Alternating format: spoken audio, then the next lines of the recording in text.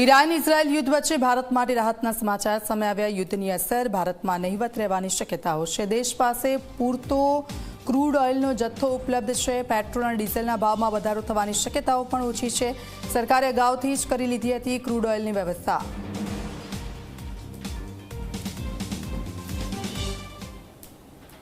પરંતુ હાલની સ્થિતિમાં પહેલા તો આપને જણાવું કે આપણે 20 થી 25% જ મેક્સિમમ આયાત ઈરાન જોડેથી કરતા હતા ને એ પણ ઘણું ઓછું થઈ ગયું હતું છેલ્લા કેટલાક સમયમાં।